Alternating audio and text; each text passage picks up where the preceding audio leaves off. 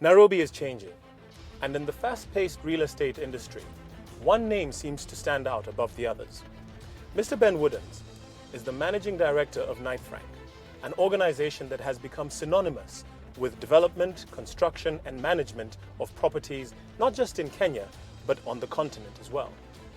Today we sit down with Mr. Woodhams to find out exactly what it takes to not only get to the top of his game, but to stay there for almost 20 years in an age where people are changing jobs left, right, and center. Join me as we speak to Mr. Woodhams as he shows us some of Knight Frank's developments and gives us some insight into how he spends his time as the managing director.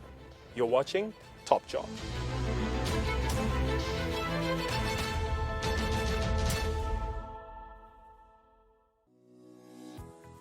Hi, how are you?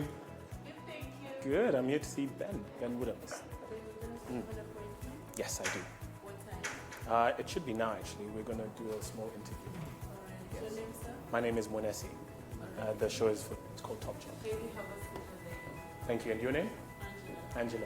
And yours? Enter. Enter. Ah, there he is. How are you doing? Perfect. Good to see you. Thank you. Good to see you Excellent. too, Ben. Perfect. Thank you so Come much. on in. Really appreciate that. No, not at all. This is really kind of you to allow us to come Not in at for all. the It's a interview. pleasure. Yeah. You ready for your interview? Yeah, sure. Why Of don't all the I questions? show you around first? Have a look around the office. Perfect. Yeah. I've only been to that part of Right. the Yeah. reception well, here we are inside. I didn't This realize is it Knight was- Frank in action. This is quite the team you've got here. Did you find 150 people? No, there was about 35 people when I joined back in 2003, so it's grown considerably since then. Wow. Is that the result of more work, or do you just? Yeah, hire as sure. you I go mean, along? you know, it's two things. It's the expansion of the market as a whole. So we were very lucky because Nairobi was growing very, very fast in the early 2000s, and we were able to capitalize on that. Right. But in addition, yeah, we've grown our market share. We've penetrated the market very deeply, and you know, we've recruited as we've need to grow. 150 people. How do you keep them so motivated? And you've been here for a long time. Yeah. Yeah. And how would you keep those guys committed and in the same I spirit? mean, you know, we're a family as well as a company, Right. and we do look after people very well. We pay people well, but we also have other incentives. We help people with mortgages. Okay. We feel as a culture it's very important that people invest in their own homes. So Knight Frank will match people's mortgage repayments, so effectively halve wow. the cost of having a mortgage. Yeah, That's brilliant. yeah. Talk about eating your own cooking. Well, I suppose so. Although you know we don't provide mortgage finance ourselves, so Okay. yeah. But it's something that I think resonates very well Okay. with our culture. And do you have a situation where people move if they're in this department, they can move here? Yeah, I mean, you for guys sure. cover, the No, whole of definitely, Kenya, yeah? definitely. We'll often take university graduates into our organisation, and then we'll allow them to move from department to department. So they might start off with valuation, go into site acquisition, and end up as a commercial agent, or you know, the other way around. So the thing about a property company is there's so many different aspects to it. So you know, you might find that you're interested in property, but you don't know exactly what your niche is or what suits your character, your personality best. And so you can move around the company and find your spot, find the part of the company that suits you best, that you relate to. So there's obviously opportunity to grow within the company. Of course, Excellent. 100%. That's very important. You're standing next to a bell. What's that all about? This is the deal bell. So when somebody closes a deal, they can ring this bell. Gives them a sense of pride, and generally there'll be a big round of applause as well when that happens. So, Anybody closed any deals this week? not as far as I'm aware. It's a little quiet at the moment. All right, excellent. I think we can pop in and have Sure, let's have that chat. Yeah? Perfect. Thank you. So please come in. This is our boardroom, which you seem to have taken over today. Yes, thank you very much. Not at all. I come and sit We've here. got a whole set up for us. Fantastic. Perfect, thank you. Excellent. Welcome. Awesome, Ben. Thank you. Thanks a lot for coming. Pleasure to be here. Yeah, and this is a very interesting picture. Is this London or is this No, Nairobi? it's in fact Nairobi. Yeah? A little while ago, yes. I'd forgotten actually which street it is, but it is Moi Avenue apparently. So In which year? I would say around the 1920s, looking at the cars. So yeah, it's changed Yeah. a little bit. Yeah, just a little bit, yeah? Yeah. Knight Frank had something to do with that? No. No, we've Not- been here 20 years, not 120 years. Yeah? But, yeah. 20 years, Yeah. and well, you've been around for most of that journey. Yeah, Knight Frank Kenya was formed in 1998. I actually joined the company to run their Dar es Salaam office in 1999. Wow. So I went to Tanzania to run the office there for 4 years before I came here in 2003. And before Dar es Salaam, where were you? Well, actually, depends how far back you want to go, but I grew up in Kenya. So I came out to Kenya as a small boy in 1973. Oh, wow.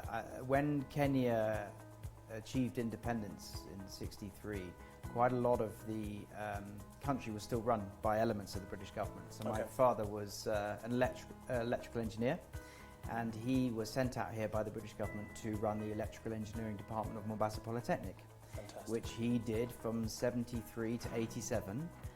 Before he handed it over and went back to the UK. So I spent my childhood in Mombasa, Nice. secondary education in the UK as a boarder, but primary education here in Nairobi, at Kenton. And then I found myself back here some 12 years later, working for Knight Frank in Tanzania. Wow. And did you want to come back, or is that you know?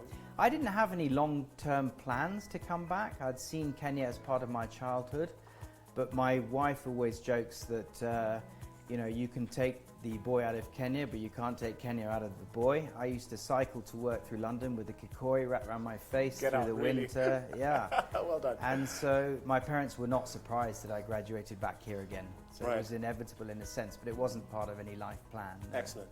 Now you've been at Knight Frank how long? Practically It's coming up to 20 years now. Yeah. as long as the company. Pretty much. Yeah. That is commitment at a different level, my friend. Yeah, I think you find a niche that you're comfortable with, and you know, if the shoe fits, you know, and I'm very happy with Knight Frank. I'm very proud of the brand, the global brand, as well as the brand that we've created here in Nairobi as well. So Okay. it would take a lot to get me to leave it for sure. Wow, that is powerful stuff. You don't often hear that with people, especially the young people nowadays. Everybody's sort of itching to make that next move, but you've stuck it out. Is it because of the brand? Is it because of the company, or is it just something inherent in you? No, I think it's a combination of all those things. I mean, when I held my first job, I think, for 3 years, and my second job for 2.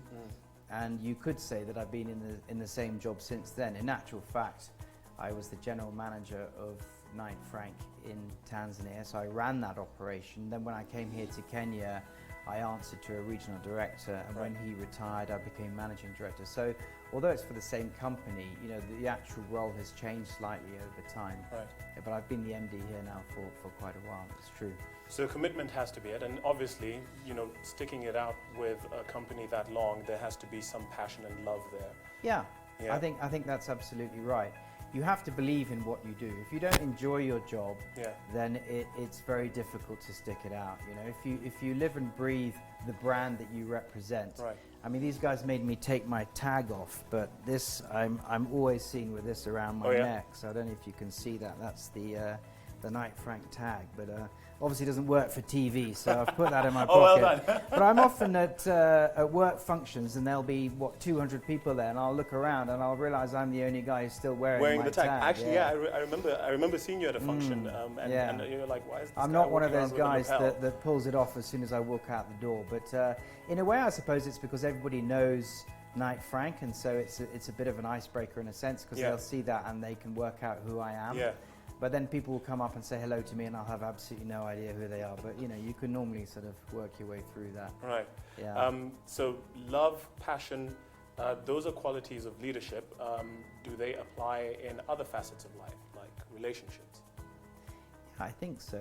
You know, my life philosophy is to be a nice guy. Right. At the end It of the day, helps. that's what I try to do. Yeah. How would you like to be remembered then?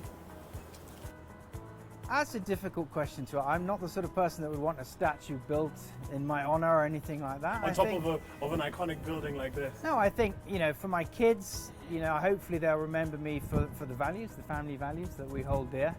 I think that's important. Yeah. And yeah, it's really about what you've achieved, what you've built up. As I said, I can't take personal credit for everything that Knight Frank has done, but if the guys that have been through Knight Frank remember me and remember the company as a time where they grew a lot, they learned a lot, and they had fun, then that's all I ask. Oh, good man. Would you say that you were born a winner, or is it something that you cultivate and curate over time as part of the whole leadership thing? Because coming from London and dropping into a leadership position in Dar es Salaam, I mean, general managers is, that's fairly... Yeah, no, I was running the country. Right. Well, Knight Frank's part of the country, Right. not the country as a whole. That was another Benjamin at the time. Right. But yeah, I suppose so. I mean, Knight Frank is a winning organisation, but I'm not an autocratic leader. Right. I have an operations committee around me, so I surround myself with really good people. I can't sit here and take credit for all the success that Knight Frank has had over the last 20 years. We've got very good people, and I believe in the power of delegation, Right. giving people freedom and responsibility to make their own decisions. They're obviously answerable to me and to the rest of the operations committee, but if you don't do that, you'll have a miserable time, because you'll be trying to second guess everybody, and there simply isn't enough hours in the day to do that. So you've got to surround yourself with good people and empower them to actually do their job and get on with it. So you can keep a watching brief on what's going on, but not trying to micromanage everything that everybody does. It's not possible. Nicely said. When you talk about surrounding yourself with good people, obviously there has to be a support structure behind Ben. So what does that look like outside of the office? Well, in terms of my personal life, you mean? Yes. Well, in my personal, I don't have a driver. I don't have a network of support in that sense. I drive myself to work. I have a PA, but she's not exclusively mine. She works for other people as well. So yeah, I'm not some sort of, we don't run a fiefdom where I'm the king of the castle and so on and so forth. As I say, it's run by committee. So at home, yeah, I have a fantastic wife and 3 amazing daughters, and that's a very important part of my life. In fact, at the end of the day, this may sound controversial, but your family is more important than your work. 100%. I take that very seriously. So, one of the questions that was asked to me was, how do you manage your work and your personal life together? And what I try to do is I don't look at my emails after hours. Yeah. I don't turn my phone off. If there's a genuine emergency, someone can call me. Really? I don't read those emails for 2 reasons. One is you have quality time with your family, and if you read an email that's upsetting or irritates you, it's very difficult not to project that onto the rest of the family and spoil the time that you've got with them. So I don't. That's a huge amount of discipline. I wish... Any email that comes in can be read the next day. It's fine. Yeah. So if there's a genuine emergency, they'll call me. They'll find me. That's beautiful, because we tend to think, oh, we need to push, we need to grind hard, but there is a time and place to just switch it all off and just focus on your family, especially with 3 women, 4 women in the house. Definitely, yeah, no, absolutely. I really do believe in that. But as I say, in an emergency, I can be contacted. But then it goes back to empowering good people as well. They don't need to call Ben if they can do it themselves, and they know that Ben would be happy with the decision that they make, and so that's also very important. I'm of the opinion, and I've been like this for some time, that why bother getting yourself into like all this mortgage and payment and interest and all of that stuff. And as a guy on the come up, I'd be like, all right, well, let me do this, just have a place to live, and then I'll put my money in other businesses, other investments. I don't know. Well, obviously, because I'm a property person, I'm going to say that. But I think of all my personal investments, the pension that I've developed, the bonuses that I get out of Knight Frank, everything that I've got, my most valuable asset is my home, and that's the thing that has performed the best. And it's not just because I've been lucky, although there is an element of that. What I say to young people is that, if you're part of Nairobi's economic growth, because you work here, because you live in Nairobi.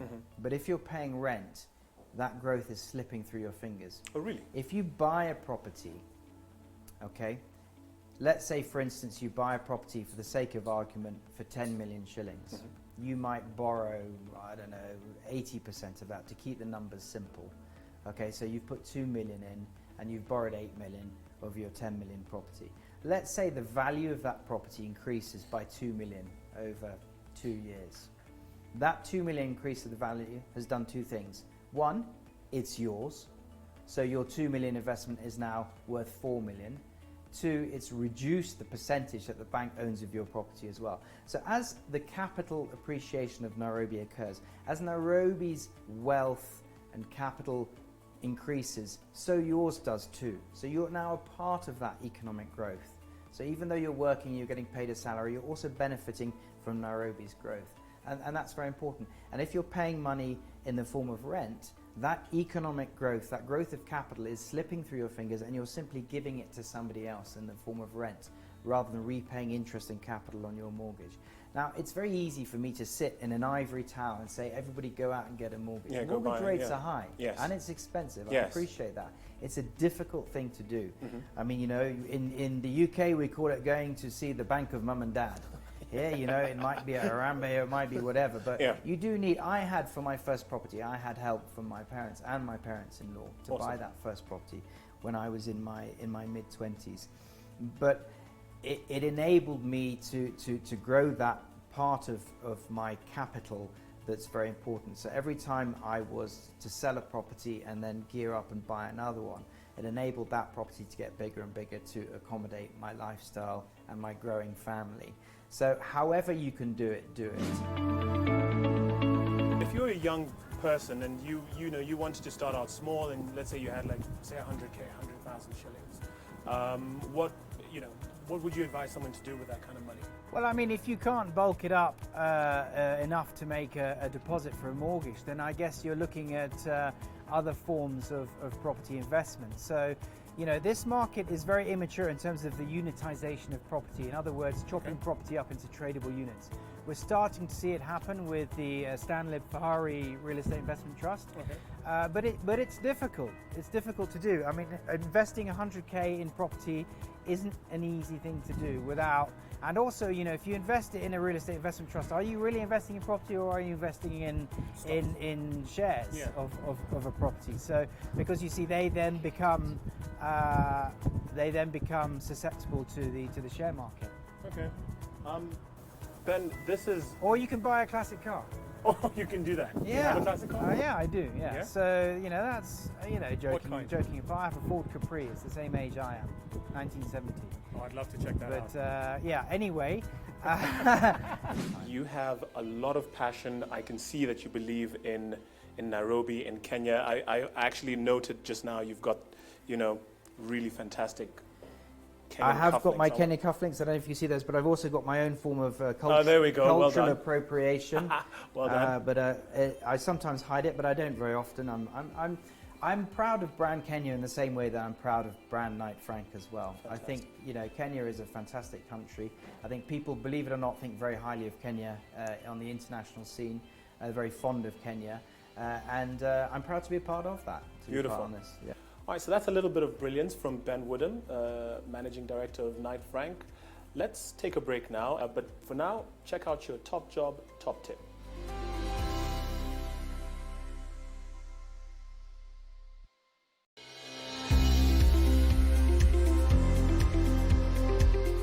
You know what they say, your network is your net worth. But most of us really struggle sometimes with networking. I know I've been there myself a couple of times. And sometimes you get to a function or an event or even the odd social party and you just stand in a corner, you freeze up, you don't know what to say, you don't know who to approach, there might be some important people you want to meet there, and you just want to mingle and get your word out. Let's talk about networking in today's top tip. Tip number 1, reach out to those on the same level as you. I know it's always a temptation to try and get to the really senior person in the room quickly, but it's not always advisable, and here's why. While it may look good to know people at the top, it can work more in your favor and be more realistic if you talk to someone who may be your potential boss or a colleague that you'd be working with regularly. Tip number 2, would you say no to someone who you like and trust? I thought so. When you get to a function, focus on the know, like, and trust factors. You have to create the know, like, and trust factor within the first 5 minutes of meeting someone. Be interested in what the person is saying. Listen first, then find a way in which you can help that person meet their objectives. Tip number 3, I can't say this one enough. make it about them. It is always better to be interested than interesting. We all appreciate when we are working and someone just tries to connect to us in a human sense rather than selling us something. Tip number 4, guys. Believe it or not, you still have to know who you are, what you stand for, and how to sell yourself. Elevator pitches still matter. There will always be a reason to sell what you do in a very short window of time. It will always play in your favor if you maintain the ability to do that in a way that manages to cover who you are, what you do, and why it's relevant. And finally, guys, tip number 5. Do you remember the last time you went to a networking event and you got all these business cards, you got all these contacts, maybe you dished out a whole bunch of your business cards, but nothing actually happened because why? You did not follow up. So follow up. The potential quality of the relationship is determined by how often you follow up. It could be monthly or quarterly. Following up is crucial to growing new relationships. Try to find common ground with people and set up an activity that you both enjoy.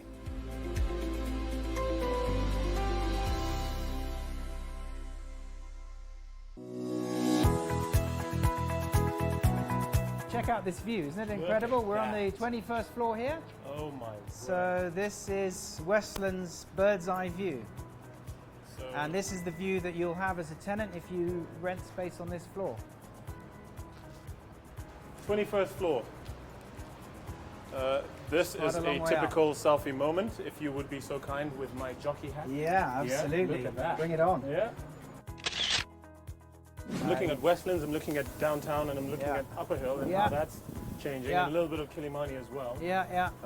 So you can see also, my point about form and function. You're getting some pretty funky looking buildings now. Right. So in Upper Hill there, you can see The Prism. Woodhams, UAP, yeah, exactly, the Prism as well. So quite distinctive and attractive looking building. Everybody's trying to differentiate their building from everybody else's, and so you're needing to go that extra mile in terms of design to make the building look interesting from the outside, as well as keeping it functional internally. So getting that balance right is very important.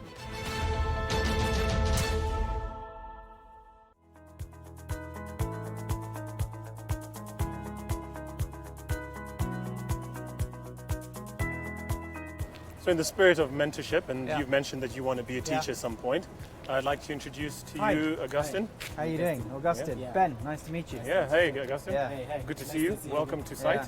Yeah. Yeah, so I've yeah. just been showing him around. Yeah, it is amazing. Yeah, it's impressive, isn't it? Yeah. Yeah. So I'll leave you guys to it. I just want to check out one or two things. Yeah, sure. I'll be back. Okay, in a, we'll in a have short a while. we'll have a chat. Perfect. Good stuff. See you later, man. All right, see you Yeah. then. Okay. All right. So tell me. Where do I start? I like the shape, the building's Yeah, shape. it's iconic. I think you describe that as an iconic shape. Yeah. Yeah. I think really what people are trying to do now is they're trying to make their buildings look different. Yeah. So, So- no more cuboid in the sky. No boxes. Yeah, Yeah. exactly. So Try- this is trying the to make trying. them look attractive, Yeah. so that if it's your headquarters, it's an address that you'd be proud of as a corporate. Oh. So you can say people will recognize it. Oh yeah, I know that building. I know how to find your office. Yeah, plus it also has a catchy name, One Africa, Yeah, isn't exactly. it? Yeah, One Yeah, Africa. One So Africa, I think it's going to be a landmark. Someday Yeah, I we'll think- talk about One Africa, Yeah. not KACC or Absolutely. Thames Yeah. Tower. Yeah. So tell me, you're at university at the moment. Yeah. So what year are you in? I'm starting my final year next year. Okay. Not next year, next month. Okay. And I'll be in my 4th and final year. And what are you So, studying? Quantity survey. Okay. So maybe fine. one day we'll meet here in a Yeah, professional I'm capacity. sure. Absolutely. Yeah. So how long that's is this good. building taking? Going to take? It's going to be ready during the course of next year. So Yeah. we're very busy at the moment finding tenants for it. Yeah. It's the very high end of the market, so we're getting the best possible tenants to come in here. Those tenants that want, the ultimate high spec building. So do- it's quite a brave move by the developer to go Yeah. for that very, very high end, because we haven't really proven that this market will pay the extra dollar for the extra specification, but I believe they will. I believe that there are tenants out there who are really keen on getting the best that they can So get. there and are they're people looking to come to yeah, Nairobi. and they'll be Yeah. prepared to pay that premium for it. Who do I Yeah. know? Which company is coming here? An iconic company? Well, I mean, it's early days yet to find tenants, but Yeah. we have put tenants like Microsoft, like Google, like the wow. BBC, Yeah. into buildings similar to this. So we'll be looking at that kind of caliber. of tech. Oh yeah. So I've heard about this, but tell me what's going on down here. Okay, so what we've got here is, this is what we'd call an A-grade building. Okay. So in other words, you're appealing to the kind of occupier who's expecting a global standard of building. Wow. So that means that they'd have very, very efficient space, very high specification in terms of the common facilities like the lobby, the washrooms and so on and so forth. One of the most important things is the parking ratio. So these multinational companies, they treat their staff very well, obviously, and parking, because we don't have a very good public transport system in Nairobi, parking is a very important aspect of it. So as these buildings get taller, it gets harder and harder to get the amount of parking that you need for everybody within that building. So what we've got down here is a system called mechanized parking. So what this is doing is effectively it's utilizing a certain number of parking spaces. So for every 3 parking spaces, you're actually going to get 5 cars in. So for 3 you get 5. Yeah, so you're able to move cars around using the machinery so that you can literally put cars above each other, put cars deep inside, so that when you want to leave, you come down here and you ask the operator to bring your car out, and he will operate the machinery and your car will be delivered to you here. So Out here, then you drive off. Exactly. Yeah. So it's, well, no, what will happen is it'll be delivered to here, then the gate will open and you'll go in and drive it, or the operator will drive it. Depends how the system is set up. But what it means is, I mean, if you're excavating, you know, it costs you $1 million shillings per parking bay to dig down into the rock. And there's only so deep. You know, when you see these new developments, the first thing you see is this massive hole in the ground. And that's trying to provide necessary parking. What we're starting to see now is that parking coming up out of the ground into these mechanized systems. So when you look at this building from the outside, you will see a box stuck to the back of the building. I've seen it, so you have a big oval, which is the building itself, then you have this box in the back, and that's the mechanized parking. So it means that we can get parking ratios up to 4 or even 5 spaces per 1,000 square feet lettable area, and that's really what we're trying to achieve. Every 100 square meters, 4 or even 5 parking spaces, and we can achieve it much cheaper, believe it or not, than digging into the ground. With what looks like the state-of-the-art system you've got here, it is actually a cheaper way of achieving those ratios than endlessly digging and digging. So, but it's impressive, amazing. isn't it? It's amazing, yeah. You told me that you're doing a quantity surveying degree. Yes. Okay, so I wanted to know about your journey. Sure. Relative to mine, what did you study? I did a land economics degree, so it's what you would call, I suppose, it's a degree that takes you into a particular profession. And so I did a 3-year degree course. Then I worked for a company in London while I did my letters before I joined the Royal Institute of Chartered Surveyors. So I ended up working in London for 5 years. In a relatively small company. I moved to another small company, and then I got the opportunity to work for Knight Frank in Dar es Salaam, in Tanzania. So that was my first job. You know, what I found in Kenya, and you know, I grew up here, so I'm very familiar with the Kenyan culture and how things work. But I found the Kenyans to be very entrepreneurial, very friendly, very easy to work with. You know, Kenyans are nice guys, and it makes, you know, working with them a pleasure. What do you do weekend ikifika, Friday? What do you do? Well, you know, I like mountain biking, I walk my dogs in the forest, that kind of thing. So yeah, I like to keep active, keep myself busy. What kind of music do you listen to? I spend a lot of time in the car. So I drive to work every day. So I listen to XFM. What I like about it is I Shazam songs that I like, that I hear, and then I phone my kids up in the UK and I say, oh, have you heard this? Have you heard that? And they go, no, we haven't heard that. And then 2 or 3 weeks later, they're listening to them. So XFM is right on point. I don't know where they get their playlist from, but it's fantastic. I really enjoy it. So for a while now, I've been dropping hints. I just wanted to know how good your Kiswahili is. Kiswahili yangu sio mzuri sana kwa sababu ni ngumu sana kufanya mazoezi. Watu wote ya Kenya wanapenda kuongea Kiingereza.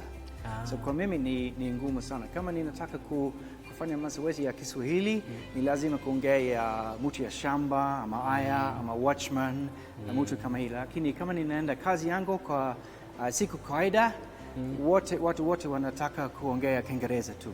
So it's difficult for me. Yeah, Difficult. Kiswahili yako ni Yeah. poa. It's even, ni poa kuliko ya watu wa Islando, watu wa huku, you know, like I'm from. But then the it's other all, side. it's also, it's all Sheng, it's difficult to follow, and so on and so forth. And now But Sheng yeah. is what I know better. Yeah, for So sure. sasa ukitaka kujua hizi hii lugha yetu sasa ya mtaa. Yeah, exactly. We'll practice, we'll start talking. Okay. You All right, say you'll you- teach me no, Sheng. No, I'll call you in Sheng only. Yeah. Only in Sheng. Sawa. Okay. So sijui tutaanza kaa saa hii. Sawa, sawa. Tutaanza hivyo. Okay. Haya, Sawa. poa. Vile mumejionea, this is what it takes to get to the top of the real estate game. Fantastic personality, great guy, Ben Woodhams. Remember, this is Top Job with me, Mwenesi Musalia. It's all about power moves only.